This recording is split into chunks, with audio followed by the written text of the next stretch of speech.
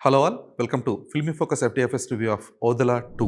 Lockdown టైంలో ఆహా ఓటీటీలో రిలీజ్ అయిన ఓదెలా రైల్వే స్టేషన్ అనే సినిమా ఆ టైంకి చాలా పెద్ద హిట్ అని చెప్పాలి. ఎందుకంటే ఆ సినిమా అటు కమర్షియల్గా కానీ ఇటు సబ్స్క్రైబర్స్ పరంగా కానీ చాలా హ్యూజ్ నెంబర్స్ తీసుకొచ్చింది. ఆ సినిమాకి సీక్వెల్గా సంపత్ నంది దర్శకత్వ పర్యవేక్షణలో వచ్చిన చిత్రం ఓదెలా 2. ఈ సినిమాకి డైరెక్టర్ వచ్చి అశోక్ తేజ. అయితే బేసిక్గా ఓదెలా నుంచి ఓదెలా 2కి ఆ ట్రాన్సిషన్ ఏదైతే ఉందో దాన్ని చాలా పెద్ద స్కేల్లో తీసుకొచ్చారనమాట. అంటే ఈ సినిమాలో తమన్నాని క్యాస్ట్ చేయడం కానీ లేదంటే గ్రాఫిక్స్ విషయంలో కానీ మ్యూజిక్ డైరెక్షన్ విషయంలో కానీ ఇవన్నీ కూడా చాలా భారీ మార్పులు తీసుకొచ్చారు. అందువల్ల ఈ సినిమా బడ్జెట్ కూడా చాలా పెరిగింది. సో స్టోరీ లైన్ ఏంటి అనేది ఆల్రెడీ టీజర్ అండ్ ట్రైలర్లోనే చూపించారనమాట. అంటే ఓదెలాలో చనిపోయిన తిరుపతి అనే క్యారెక్టర్ అంటే వశిష్ఠ సిన్హా ఈ సీక్వెల్కి వచ్చేటప్పటికి ఆత్మలా మారి దెయ్యంలా మారి ఆ ఓదెలా అనే గ్రామాన్ని ఎలా పీడించాడు, ఆ గ్రామాన్ని శివశక్తి అంటే తమన్నా ఎలా కాపాడింది అనేది ఈ సినిమా ఓవరాల్ థీమ్ అనమాట. పెర్ఫార్మెన్సెస్ విషయానికి వస్తే వశిష్ఠ సిన్హా వాయిసే ఈ సినిమాకి మెయిన్ అసెట్.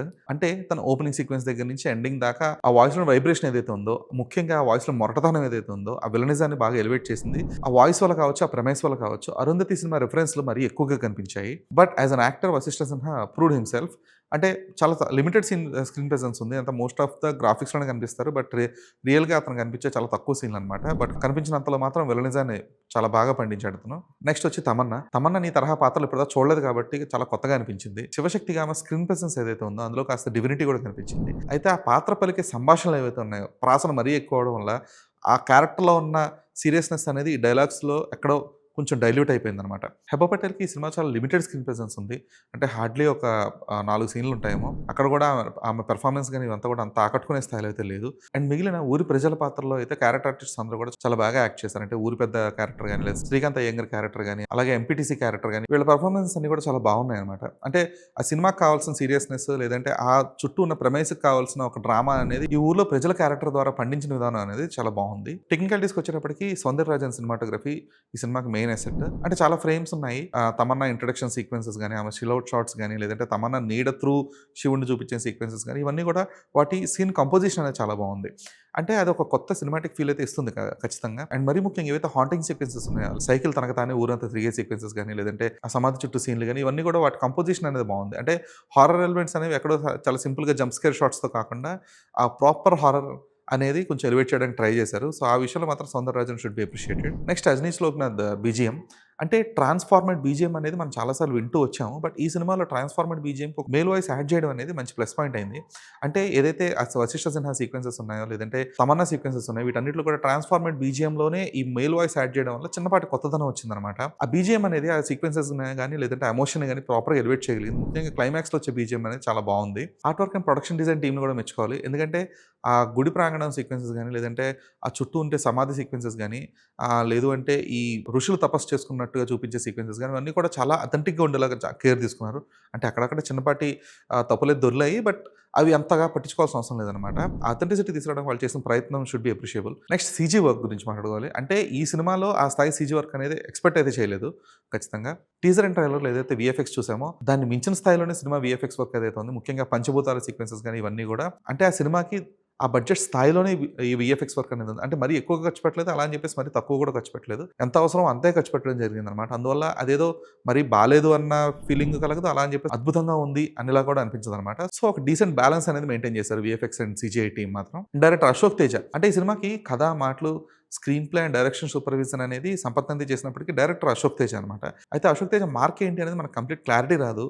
ఎందుకంటే ఓదెలా రైల్వే స్టేషన్ తీసిన విధానానికి ఈ ఓదెలా 2కి అసలు సంబంధం ఉండదనమాట. అయితే కొన్ని ఓపెనింగ్ సీక్వెన్సెస్ గాని, లేదంటే దెయ్యం షాట్స్ గాని, ఇవన్నీ వరకు షార్ట్ మేకింగ్ వైస్ బాగున్నాయి. అయితే వాటి ఇంపాక్ట్ అనేది లేదనమాట. అంటే ఒక ఆత్మలోని ఈవిల్‌నెస్ ఎలివేట్ చేయడానికి ఇదే ఫార్మాట్ దొరికిందా? ఆ క్లైమాక్స్ సీక్వెన్సెస్‌లో గాని, లేదంటే ఏదైతే డ్రామా రన్ అవుతదో అండ్ స్పెసిఫిక్‌గా తమన్నా క్యారెక్టర్ సినిమా స్టార్ట్ అయిన ఆల్మోస్ట్ 70 మినిట్స్‌కి ఎంటర్ అవుతుంది. అప్పటిదాకా ఆవిడ షిలోట్ షాట్స్, కొన్ని బ్యాక్‌గ్రౌండ్ షాట్స్ అనేవి చూపిస్తారు తప్పితే ఆవిడ ప్రాపర్ ఇంట్రడక్షన్ అనేది జరిగింది ఆల్మోస్ట్ 70th మినిట్‌లో జరుగుద్ది సినిమా. ఆ క్యారెక్టర్ కాస్త ఎలివేషన్ ఇచ్చిన తర్వాత ఆ క్యారెక్టర్ వెయిటేజ్ ఏంటి అనేది ఎక్కడ కూడా ప్రాపర్‌గా యూటిలైజ్ చేసుకోలేదు. అంటే ఆత్మ వర్సెస్ శివశక్తి అనే ఏదైతే కాన్సెప్ట్ ఉందో అది ఒకానొక సందర్భంలో చాలా వీక్ అయిపోతుంది. అంటే ఎందుకు అలా జరిగింది? దానికి ఒక ప్రాపర్ లాజికల్ ఆన్సర్ కూడా ఇవ్వలేదు. అంటే ఫలానా కారణంగా శివశక్తి అనేది వీక్ అయింది. ఫలానా కారణంగా ఆత్మ ఎందుకు అంత పవర్‌ఫుల్ అయిందనే దానికి ఒక ప్రాపర్ ఆన్సర్ ఉంది. బట్ శివశక్తి ఎందుకు అంత వీక్ అయింది? ఆవిడ ఎందుకని ఈ దెయ్యం మాట వినాల్సొచ్చింది? వీటన్నిటిలో కూడా ప్రాపర్ ఆన్సర్స్ లేవనమాట.